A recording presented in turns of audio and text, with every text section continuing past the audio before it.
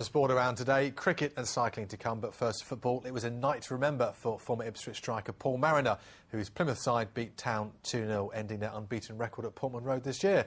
Tom's here with that and the rest. Tom.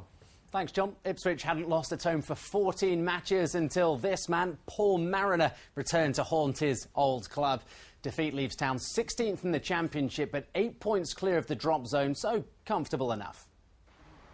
A legend returns. How are you? Good. He was going to enjoy every minute. Greeted warmly wherever he went. Why not? He achieved great things all those years ago. The term legend is all too often loosely used. It certainly applies to this man, the late, great Sir Bobby Robson.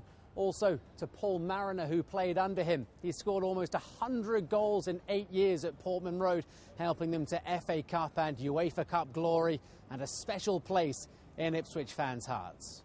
I think Mariner, in his day, we were spoiled, really, when Mariner, Brazil, and those sort of people were playing down here. Yeah, I've seen the videos. You know, he won the UEFA Cup and FA Cup with us, so two of our great successes.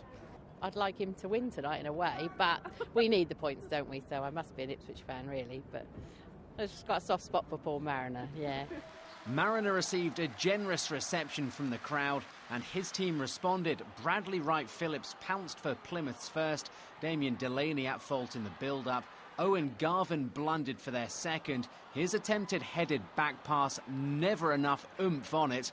Joe Mason couldn't believe his luck.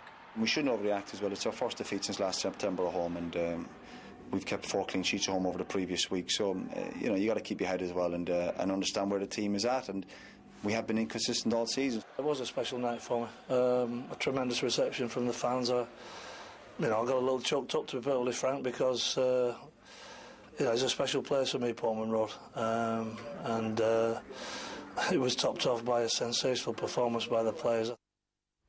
We'll keep Paul Mariner's interview running. See his glasses. They're actually his spare pair as he threw his originals, which were inside his jacket pocket, into the cobbled stand at the end of the game. They were returned, though, after a successful appeal on BBC Radio Suffolk. On to League One. Colchester's automatic promotion hopes were dealt a blow last night. They could only manage a 3-3 draw with Brentford. Aidy Boothroyd said his team were undone by daft goals and individual errors. So here's the first. Poor clearance rifled home. It was 2-0 after 17 minutes, the U's failing to deal with a set piece. Cue the first fight back, an unlucky own goal before Anthony Wordsworth equalised. Charlie McDonald put the Bees back in front. Good run, iffy goalkeeping, but David Prutton made it 3-3. The U's are 6th, 7 points behind second place Leeds. Relief at last for this man. Steve Tilson's Southend won for the first time this year. Frank Musa, the hero, his first goal against Walsall, a beauty. Scott Spencer doubled their lead before Musa got a third. Southend's now 4th from bottom, just a point from safety. What a great feeling it is to come off knowing you've just won a game, because it's been a while. But that was a very good performance. We've put our chances away. That's the difference today. Took our chances and deservedly got the 3 points. Here's a picture to frame for Essex batsman Alistair Cook, captaining England for the first time in Bangladesh. He helped the tourists to a clean sweep of wins in the one-day and test series. Cook today scored an unbeaten 100, his 12th test century. And finally, Victoria Pendleton, who used to ride for Mildenhall, goes for a 4th successive women's sprint title in Denmark. That's at the Track World Cycling Championships. Coverage on BBC Two this evening.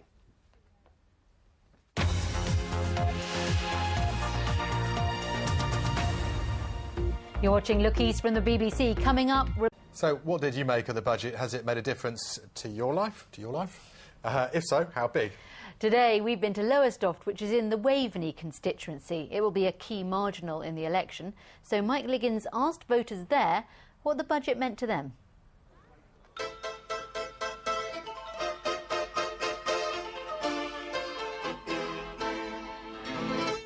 Don't panic, I haven't nicked a telly, I just want to watch the budget, and this is a bit of DIY. I work all night, I work all day to pay the bills I have to pay. Ain't it sad? But will anyone else in Lowestoft be interested in what Mr. Darling has to say? Colin isn't too bothered. He's looking for a new flat-screen TV. We need to support trade, discourage protectionism and take forward structural reforms. Are you interested in the budget? Not really, mate. I don't really understand it. Not overly. No, I don't know nothing about it, to be fair. Do you normally watch the budget? Yeah, never miss it. Really? You like a good budget, do you? Yeah, I like a good budget. But there is one customer for my makeshift television facility, James, a retired engineer. What about petrol prices? Oh, yeah, too high, ain't he? Too high for us, anyway.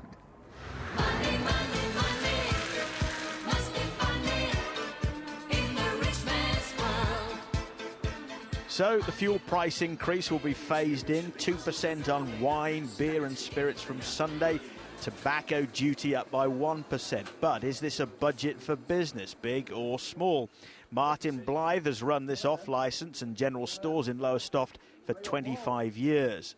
The word he uses is underwhelmed. His hands are tied on this one, especially with the election looming. He cannot do much other than what he has done. I think anyone could have predicted exactly what is going to happen with this budget. The Chancellor does announce a new green investment bank and £60 million to develop ports hoping to host manufacturers of wind turbines. Lowestoft could benefit, but in truth, today's budget isn't big news in this part of our patch. Mike Liggins, BBC Look East, Lowestoft. He was very lucky it wasn't raining, sitting there watching the budget outside. Now, 65 years ago today, Operation Varsity took off from airstrips across Essex and Suffolk. It was to be the largest single airborne operation in World War II. Well, to mark this special anniversary, soldiers and veterans gathered at one of the 8 airfields across Essex and Suffolk used by pilots from the Glider Regiment on March the 24th, 1945.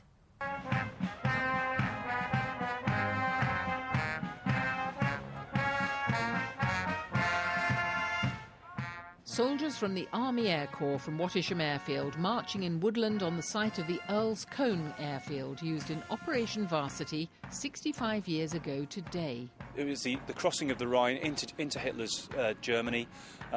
So from UK alone, 440 Horsa gliders, 48 Hamilcar gliders plus their tugs, so nearly 1,000 British aircraft took off from East Anglia and headed on the morning of Sunday the 24th of March into Germany. Veterans from this daring operation gathered once more to remember comrades present and past. Well, it's so long ago, but I bring back very vivid memories because it's something one never forgets, and it's one's lost friends. It's a nostalgia day, and what is great about us, forgetting the war bit, is I'm among good friends. The glider pilots are stuck together like glue. There's not too many of us around now, but no, I come here because I'm with friends. This filming was secretly made at Great Dunmow Air Base just prior to Operation Varsity, which some say was the last push of the war. Lindsay Aspin's father was part of this operation, but she only discovered it from letters found after her parents' deaths. From these letters, I have discovered that he was part of B Squadron, 1 Wing Glider Pilot Regiment. And the chaps I've met today of the veterans have wonderful stories, and I think they're all absolutely fantastic. Although ultimately successful, the Allies did suffer heavy losses in Operation Varsity, something that will never be forgotten by those left behind. Carol Bundock, BBC Look East, in Essex.